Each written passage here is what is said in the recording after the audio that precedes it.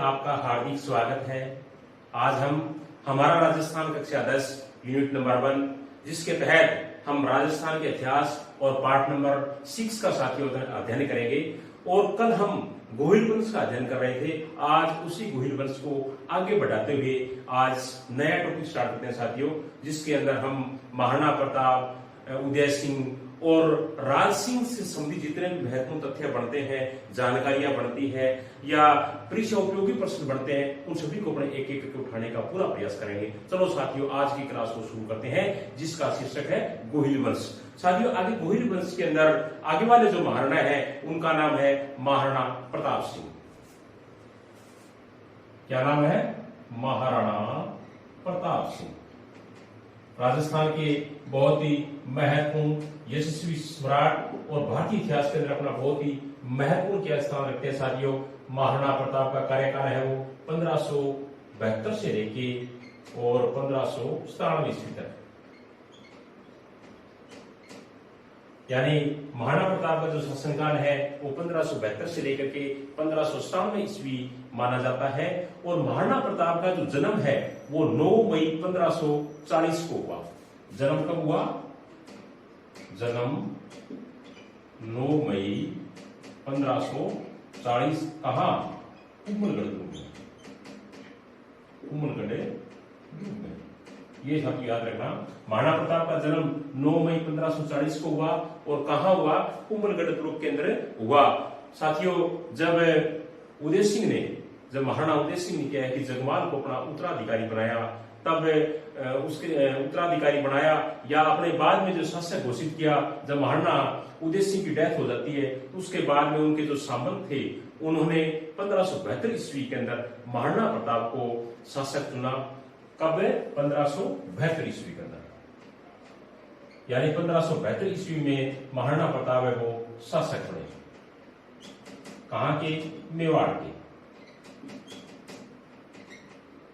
यानी महाराणा उदय सिंह है वो जगमाल को अपना उत्तराधिकारी नियुक्त करके गए थे, लेकिन सामंतों ने क्या है कि महाराणा प्रताप को उत्तराधिकारी बना दिया और 1572 के अंदर मेवाड़ का शासक राणा या महाराणा उनको बना दिया। साथियों, उस वक्त क्या है कि जब महाराणा प्रताप मेवाड़ के शासक बने, उस वक्त दिल्ली के ऊपर मुगल वंश के बहुत ही बड़े राजा अकबर शासन कर रहे थे। तो उन्होंने क्या है कि महाराणा प्रताप को समझाने के लिए 4 शिष्टमंडल भेजे। कितने शिष्टमंडल भेजे? 4 शिष्टमंडल भेजे, जिनको अपने ट्रिक के माध्यम से समझने की कोशिश करेंगे। और ट्रिक का नाम है जम्मा बट्टो। ट्रिक का नाम क्या है? जम्मा बट्टो। बहुत ही शानदार ट्रिक है साथियों। एक एक करके अपने देख लेते हैं कि जम्मा बट्टो का अर्थ क्या होता है। अकबर ने महाराणा प्रताप को समझाने के लिए कितने दल भेजे? 4। कितने दल भेजे?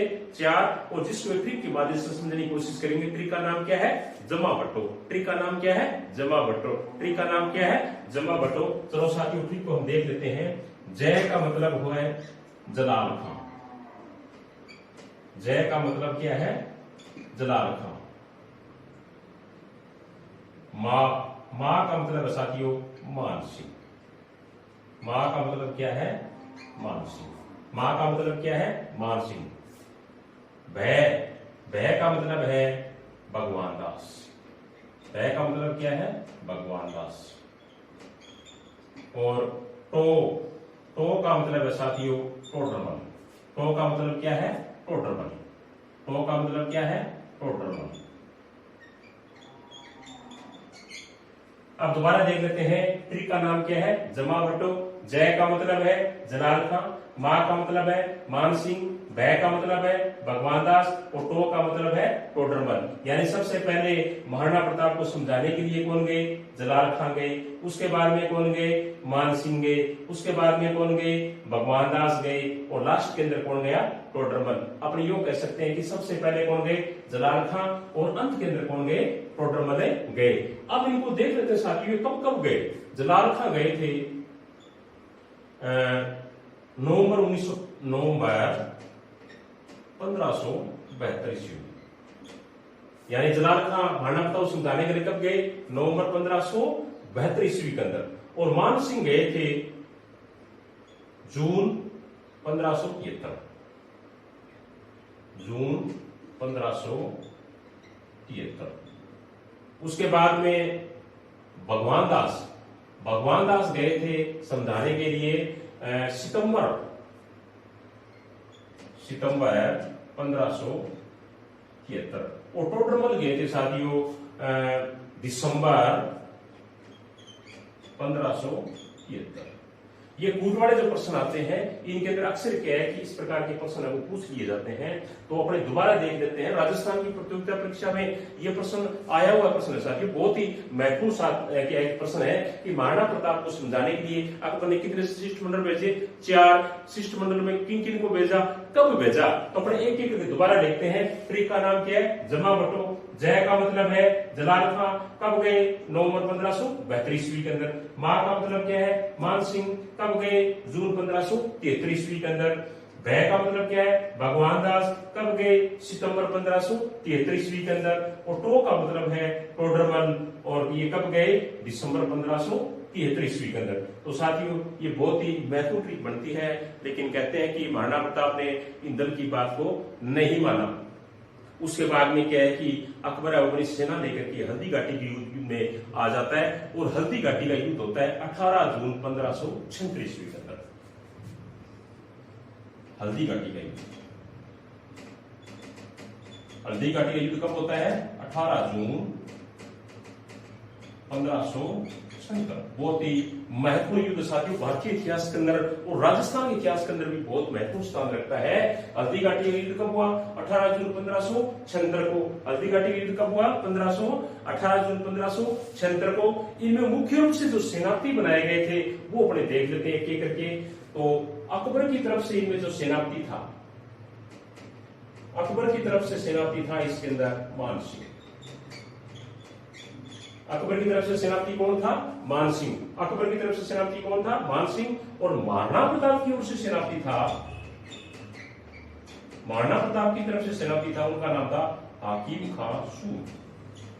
हाकिम खां सूर बहुत ही महत्वपूर्ण साथियों। हल्दी घाटी का युद्ध कब हुआ, 18 जून 1576 को। और अकबर की ओर से हल्दी घाटी युद्ध में लड़ने के लिए जो सेनापति गए थे अपने दल को लेकर के, सेना को लेकर के, तो अकबर की ओर से सेनापति कौन था, मान सिंह था। और महाराणा प्रताप की ओर से अग्रिम दल या हरावल दस्ते के अंदर या सेनापति का नेतृत्व उस वक्त कौन कर रहे थे, तो वो थे हकीम खां सूर।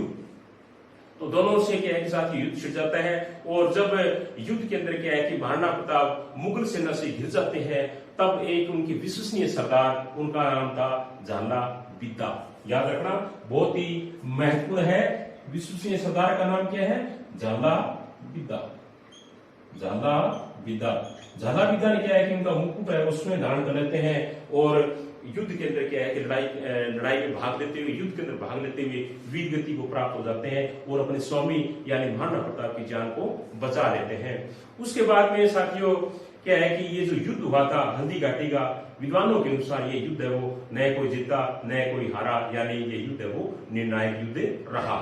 अब हल्दी घाटी का जो युद्ध है इनके अंदर जो बहुत ही महत्वपूर्ण जो तथ्य बनते हैं साथियों, वो अपने क्या है कि एक एक करके देख लेते हैं। और अक्सर क्या है राजस्थान की प्रतियोगिता परीक्षाओं में इनसे संबंधित प्रश्न है वो अक्सर अपने को देखने को मिलता है। हल्दी घाटी से संबंधित जो तथ्य बनते हैं, जानकारियां बनती है, वो ये है कि हल्दी घाटी युद्ध को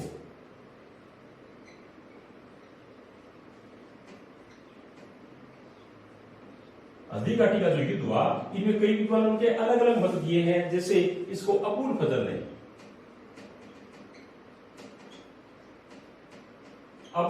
ने इसको क्या कहा है, अबुल फजल ने इसको खमनोर का युद्ध कहा है,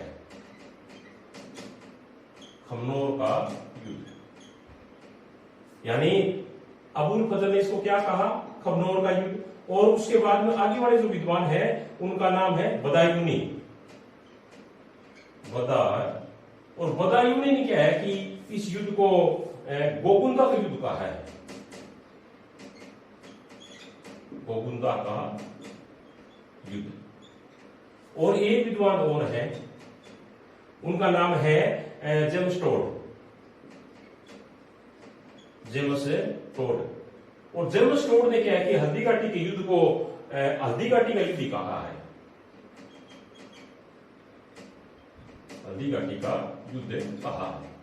दोबारा देख लेते हैं साथियों, बहुत ही महत्वपूर्ण है और राजस्थान की प्रतियोगिता परीक्षा में अक्सर पूछे जाने प्रश्न वाले प्रश्न है ये कि हल्दी घाटी को युद्ध को खमनोर का युद्ध किस विद्वान ने कहा? हम क्या बताएंगे? अबुल फजल ने। हल्दी घाटी के युद्ध को गोकुंडा का युद्ध किसने कहा? तो किसने कहा? बदायूनी ने। हल्दी घाटी के युद्ध को हल्दी घाटी का युद्ध किसने कहा? तो किसने कहा? जेम्स टोड ने। दोबारा देख लेते हैं एक बार, हल्दी घाटी के युद्ध को अबुल फजल ने क्या कहा? खमनोर का युद्ध। हल्दी घाटी के युद्ध को बदायूं ने क्या कहा? गोकुंदा का युद्ध। हल्दी घाटी के युद्ध को जेम्स टोड ने क्या कहा? हल्दी घाटी का युद्ध ही कहा। बहुत ही महत्वपूर्ण है, आप इनके ऊपर विशेष तौर से ध्यान देना। राजस्थान की प्रतियोगिता परीक्षाओं में ये अक्सर क्या है कि पूछ लिया जाता है। और उसके बाद में एक युद्ध हुआ था दिवेर का युद्ध, बहुत ही महत्वपूर्ण दिवेर का युद्ध। और दिवेर का जो युद्ध है ये 1582 में हुआ। दिवेर का जो युद्ध है 1582 में। और ये महत्वपूर्ण क्यों है? क्योंकि ये महत्वपूर्ण इसलिए है दिवेर का युद्ध 1582 में कि कुंवर अमर सिंह ने जो दिवेर की जो मुगल चौकी थी, उनके जो प्रभारी था सुल्तान था, उनको क्या उन्होंने मार दिया था। और दिवेर के युद्ध को कर्नल टोड ने मेवाड़ का मैराथन कहा है। ये आप याद रखें, क्या कहा है? दिवेर के युद्ध को कर्नल जेम्स टोड ने मेवाड़ का मैराथन,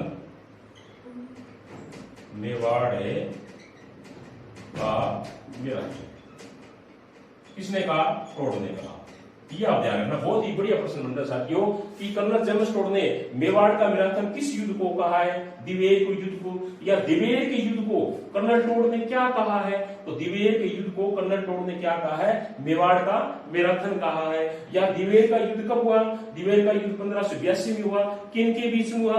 महाराणा प्रताप के पुत्र अमर सिंह और जो उस चौकी के प्रभारी थे सुल्तान खां, उनके बीच में हुआ, जिसमें सुल्तान खां को घोड़े समेत ही क्या है कि एक भाले के वार से जमीन में गाड़ दिया जाता है, मार दिया जाता है। बहुत ही महत्वपूर्ण है। मेवाड़ का मैराथन किसे कहा जाता है? दिवेर के युद्ध को किसने कहा?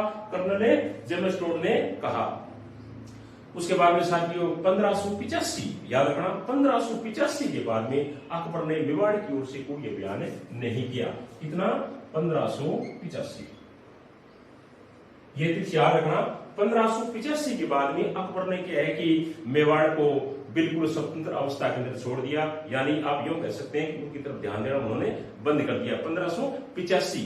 और उसके बाद में 1585 से लेकर 1597 तक, यानी 1585 से लेकर के 1597 तक जब मुगलों ने क्या है कि मेवाड़ की ओर देखना बंद कर दिया या अपना अभियान बंद कर दिया, तब महाराणा प्रताप ने क्या है कि अपने राज्य व्यवस्था को, अपने प्रशासन को, अपने राज्य को सुधारने के लिए अनेक क्रांतिकारी परिवर्तन है वो किए। तो सबसे पहले उन्होंने क्या किया? चित्तौड़ में मंडलकोट को छोड़ करके, यानी चित्तौड़गढ़ के किले को और मंडलकोट को छोड़ करके संपूर्ण जो उनका साम्राज्य था वो मुगल सेना के अधीन से उन्होंने मुक्त करा दिया। अपने यूं कह सकते हैं कि दो जगह यानी दो शहर मंडलगढ़ और चित्तौड़गढ़, उन दोनों को छोड़ करके संपूर्ण जो मेवाड़ प्रशासन था, मेवाड़ जो राज्य था, वो महाराणा प्रताप ने आजाद करा दिया और अपनी नई राजधानी बना दी। उस राजधानी का नाम था सावंड। क्या नाम था? सावंड। यानी सावंड नाम करके महाराणा प्रताप ने एक नई राजधानी है वो बना दी। और उसके बाद में क्या है साथियों? 19 जनवरी 1597, याद रखना, बहुत ही महत्वपूर्ण तिथि है 19 जनवरी 1597। 19 जनवरी 1597 को महाराणा प्रताप की डेथ हो जाती है और उनका अंतिम संस्कार है वो एक गांव पड़ता है बाडोली। बाडोली गांव के अंदर महाराणा प्रताप का दाह संस्कार है वो कर दिया जाता है। तारीख याद रखना, 19 जनवरी 1597 दाह संस्कार कहाँ किया गया? महाराणा प्रताप का बाडोली गांव के अंदर महाराणा प्रताप का दाह संस्कार है वो किया गया। और अब कर्नल जेम्स टोड ने दो बहुत ही महत्वपूर्ण बात कही है और वो दोनों के दोनों आपके लिए बहुत ही महत्वपूर्ण है। एक तो उन्होंने हल्दी घाटी को क्या कहा है? मेवाड़ की थर्मोपली। याद रखना, हल्दी घाटी का है मेवाड़ की थर्मोपली, एक ये है। दूसरा, दिवेर को उन्होंने कहा है मेवाड़ का मैराथन। मेवाड़ का मैराथन ये किसने कहा? ये कर्नल जेम्स टोड ने कहा है। ये याद रखना बहुत ही महत्वपूर्ण है। और प्रतियोगिता परीक्षाओं में अक्सर क्या है कि प्रश्न आता है कि कर्नल जेम्स टोड ने मेवाड़ का मैराथन किसे कहा है? दिवेर को। कर्नल जेम्स टोड ने मेवाड़ की थर्मोपली किसे कहा है? हल्दी घाटी को। दोनों के दोनों बहुत ही महत्वपूर्ण साथियों। उसके बाद में कर्नल जेम्स टोड ने जो अरावली पर्वतमाला की जो घाटियां थी और महाराणा प्रताप की वीरता और शूरता से प्रभावित होकर के उनकी बहुत ही साथियों प्रशंसा की है। इनकी महाराणा प्रताप की। तो महाराणा प्रताप से संबंधित जितनी भी तथ्य जानकारियां बढ़ती है वो सभी मैंने आपको यहाँ संपूर्ण रूप से बताने का प्रयास किया है। आगे वाले जो मेवाड़ की महाराणा है उन महाराणा का नाम है महाराणा अमर सिंह। क्या नाम है? महाराणा अमर सिंह। महाराणा अमर सिंह। और महाराणा अमर सिंह का जो शासनकाल है वो 1597 से लेकर और 1620 ईस्वी तक माना जाता है। 1597 से लेकर के 1620 ईस्वी तक माना जाता है। और महाराणा अमर सिंह के जीवन की सबसे जो महत्वपूर्ण जो घटना है साथियों वो एक ही है, याद रखना, अक्सर पेपर में पूछा जाता है, वो है मेवाड़ मुगल संधि। क्या नाम है? मेवाड़ मुगल संधि। और मेवाड़ मुगल जो संधि है ये 1615 ईस्वी के अंदर हुई। 1615 ईस्वी के अंदर हुई। किनके बीच में? जहांगीर और महाराणा अमर सिंह के बीच में। बहुत ही महत्वपूर्ण प्रश्न साथियों। वो संधि जिन्हों क्या है कि महाराणा प्रताप उससे पहले के जो राणाएं थे वो इनसे संघर्ष करते थे। उन्होंने उनकी क्या यूं मान सकते हैं कि बात को मुगल साम्राज्य की या मुगल बादशाह थे उनकी संधि को हमेशा ही अस्वीकार करते आए थे।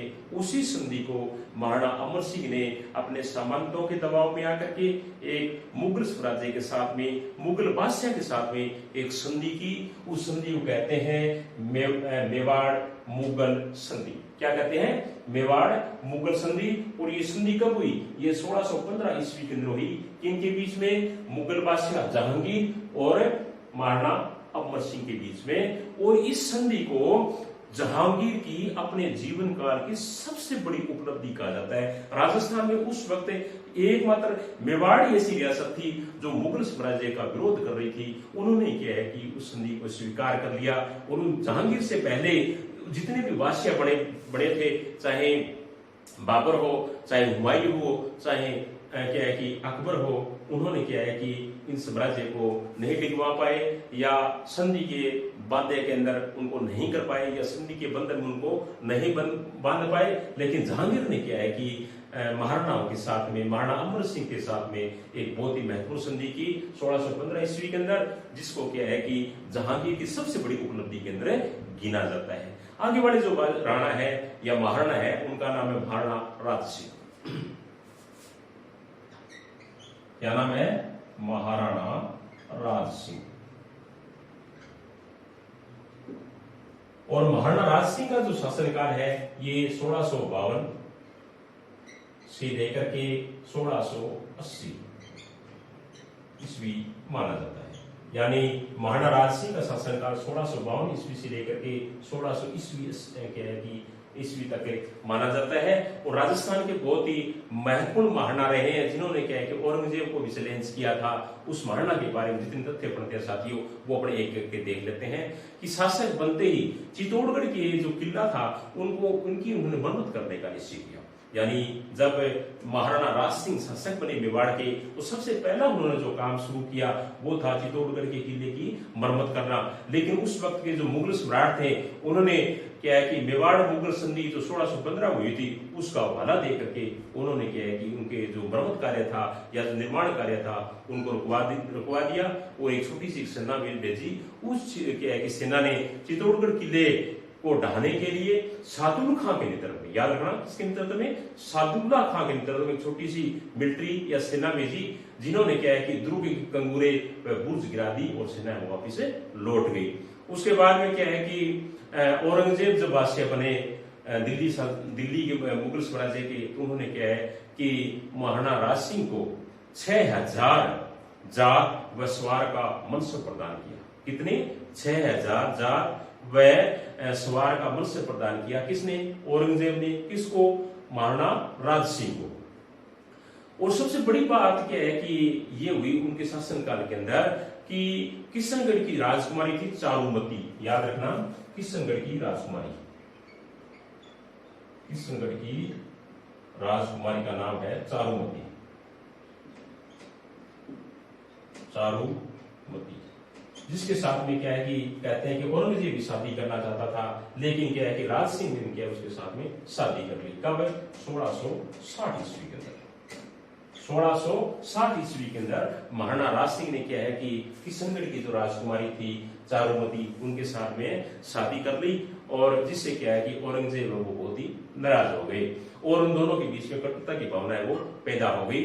और उसके बाद में औरंगजेब ने 1679 ईस्वी के अंदर, ये याद रखना, 1679 ईस्वी में जजिया कर लगा दिया। जजिया करे लगा दिया।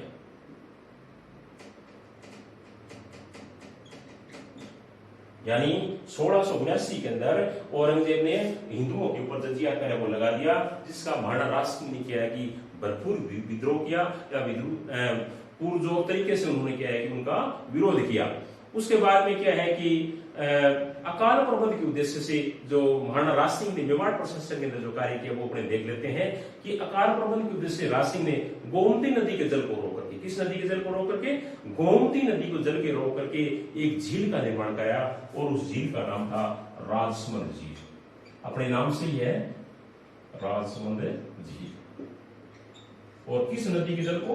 गोमती नदी के जल को रोक करके। अकाल रात कार्य के जब मेवाड़ के अंदर के अकाल पड़ा तो जनता को राहत प्रदान करने के लिए महाराणा राज सिंह ने क्या है एक झील का निर्माण करवाया, गोमती नदी के जल को रोक करके। उस झील का नाम है राजसमंद झील, जो राजस्थान में बहुत ही महत्वपूर्ण स्थान साथियों रखती है।